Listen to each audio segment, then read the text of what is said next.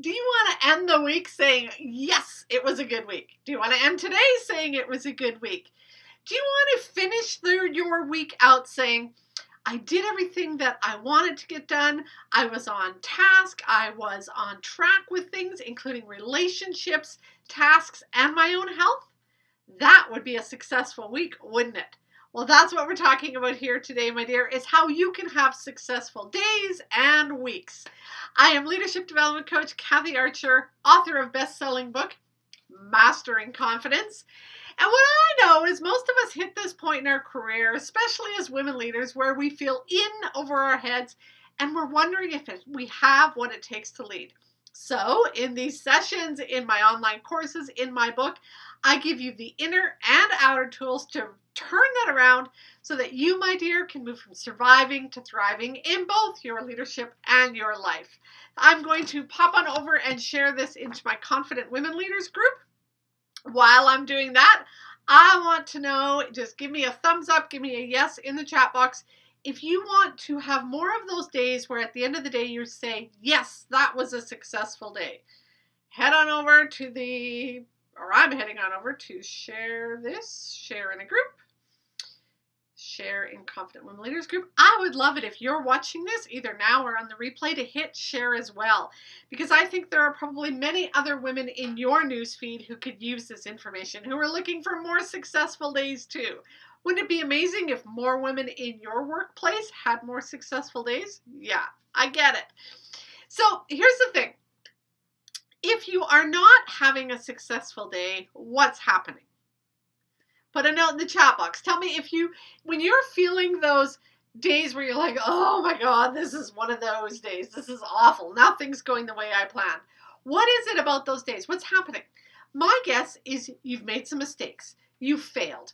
You've fumbled. You've made some blunders. You've messed up. If you're not having a successful day, maybe you've also found that you are not sort of working up to your full performance. You're getting by, you're doing enough. We're in that sort of either survival mode or in that thriving place, but you're not actually fully doing your best, reaching your full potential, doing the work that you know you're capable of. So that might also feel like less than a successful day. So you've either made a mistake, you're not meeting your best, or you've fallen apart. Emotionally, you've lost it, you're feeling depressed, frustrated, maybe you lost your composure, said something you didn't mean to say. Those are times when we are not feeling successful. And I want to pause, I meant to say this at the beginning, side note.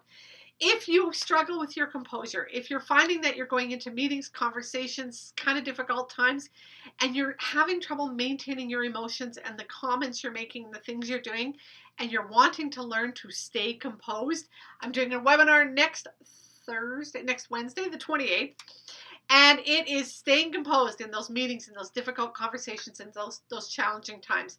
The link is up in the notes. You can register now, or you could go to silverrivercoaching.com/webinar-composed. All one word, webinar composed.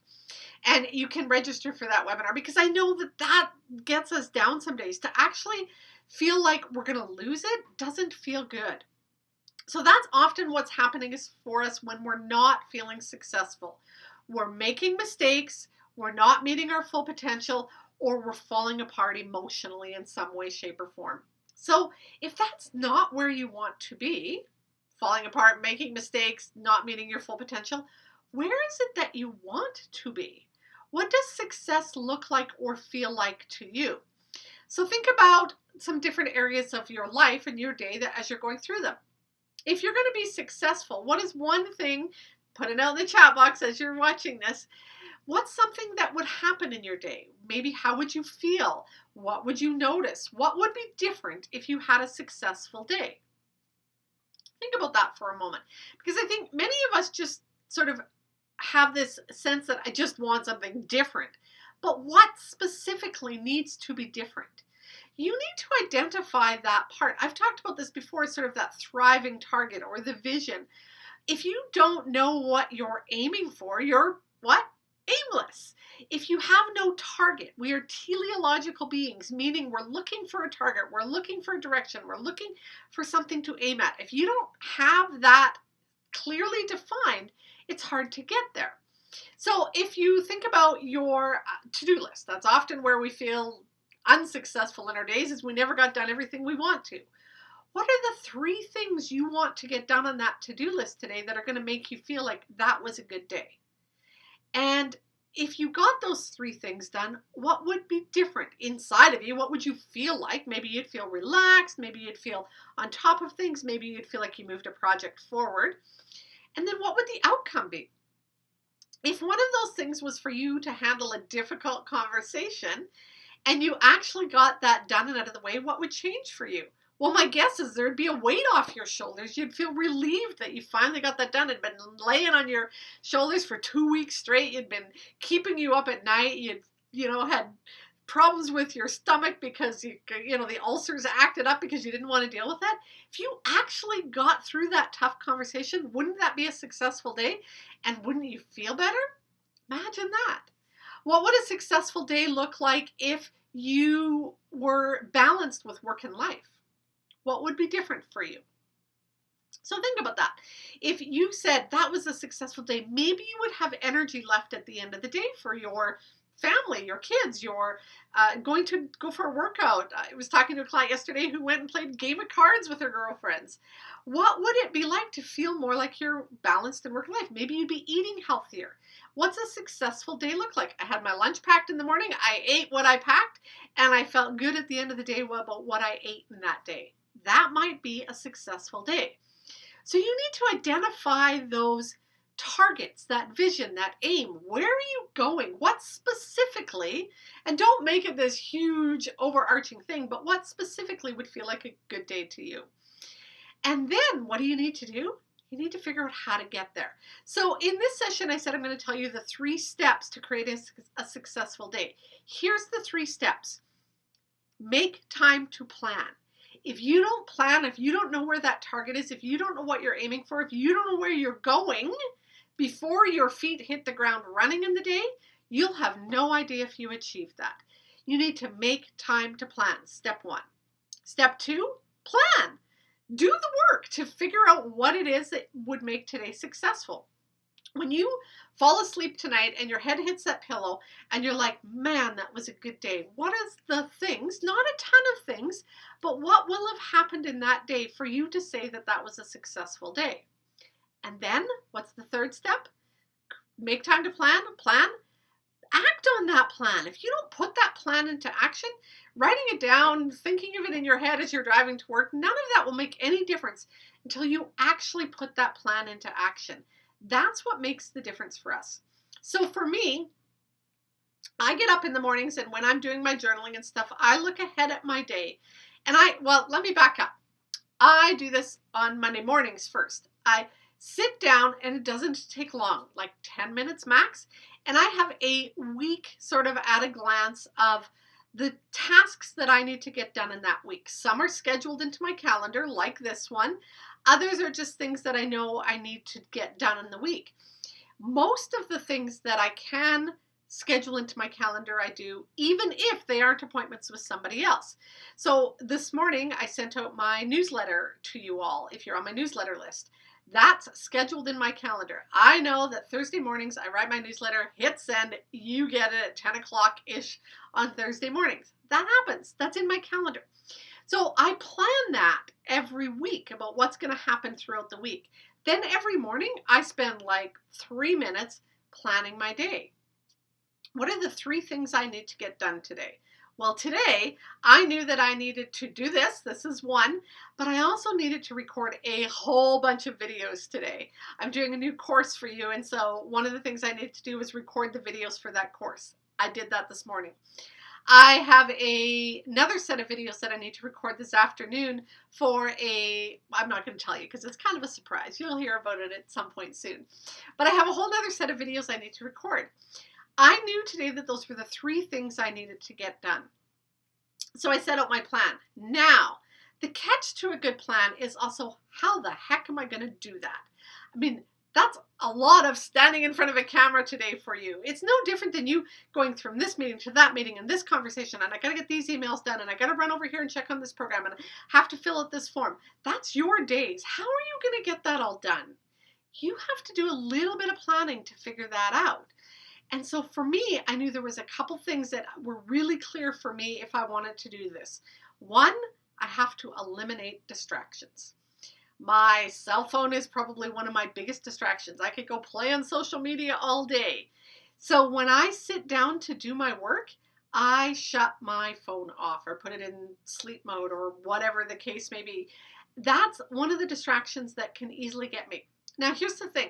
I actually put mine in, can't remember what it's called. No notifications anyhow. And I also use my phone for music. So I have some music when I'm working that is music that helps me focus. I also use the timer on my phone for Pomodoro technique. So when I'm working in the morning, when I'm doing deep work, really focusing on writing or building content for you or something like that, I'm setting a timer for 20-minute increments. So I work really hard for 20 minutes and then 3 minutes I get up and stretch and maybe go switch the laundry, have a drink of water, do something that kind of moves me away from the computer, then I come back for another 20 minutes. So when I'm doing that and my 20 minutes is up, I turn over to shut the timer off on the phone and I see, not that I heard during that 20 minutes, but I see that there's a text message from someone. If I get distracted by that text message, it can take me down a whole rabbit hole for 20 minutes or more. I have to have the willpower, the strength of discipline to go, nope, not touching that one yet, and go do my stretching, have a drink of water, come back, set the timer again, see that text message again and ignore it again, and come back and do my work. That takes willpower, but that's the plan that you have to put in place, is you have to know exactly how you're going to deal with those distractions when they show up. So that's the first thing that I do when I'm looking at how am I going to be successful today, is how am I going to eliminate distractions. That's really, really important to me. The next thing I need to think about is how am I going to maintain my energy? I mean, for me, as I said, recording that many videos today is going to require a lot of energy, a lot of focus, a lot of high energy. You going to deal with all of the stuff that you have to do today. You don't want to end your day exhausted and have no time for your family or your community at the end of the day or yourself. You want to maintain a level of energy throughout your day. So when you're creating your plan, you need to look at how am I renewing? How am I recharging? We, turn ourselves on in the morning. We're like, boom, we go all day. That's not the way our bodies were meant to be. Our bodies were meant to go up and rest and go up and work really hard and rest and go up and work really hard and rest. You need to intersperse throughout your day rest periods. That's why in between those 20-minute spurts, I'm stretching.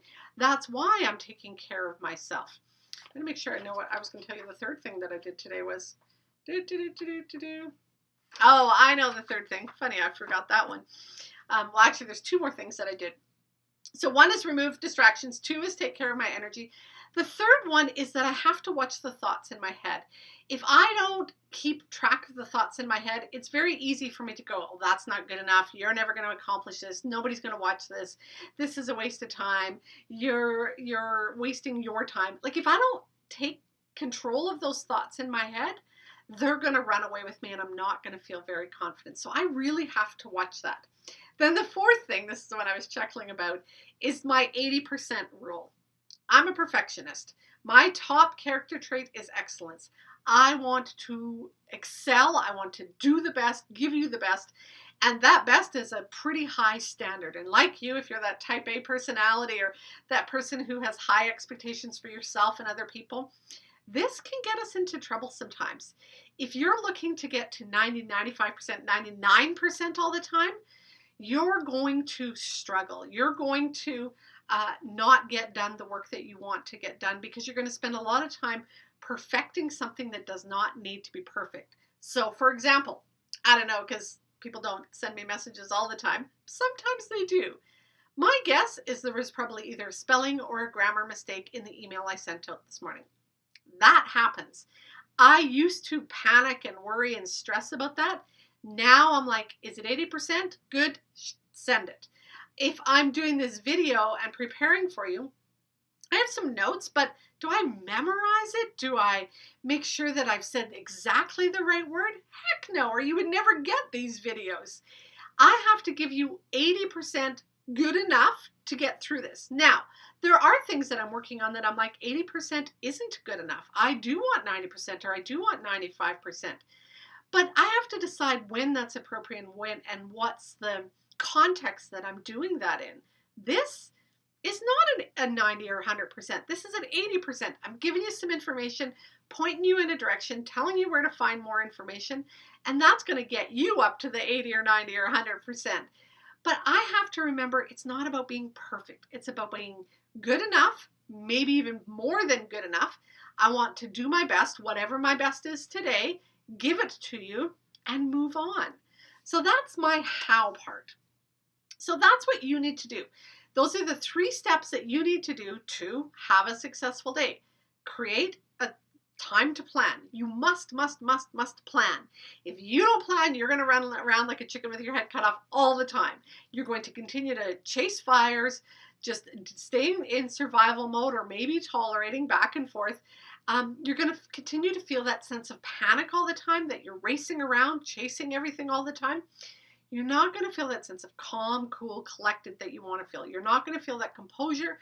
You're not going to feel that you have a successful day. Number 1, schedule time to plan. Number 2, plan. Not hours and hours and hours and hours, but minutes. Just take those few minutes to plan your week and plan your day. You're going to find an incredible difference. And then the 3rd point is, do you remember it? Time to plan, put your plan into action. If you don't take action on that, you're never, ever going to be successful. You have to actually put that plan into action.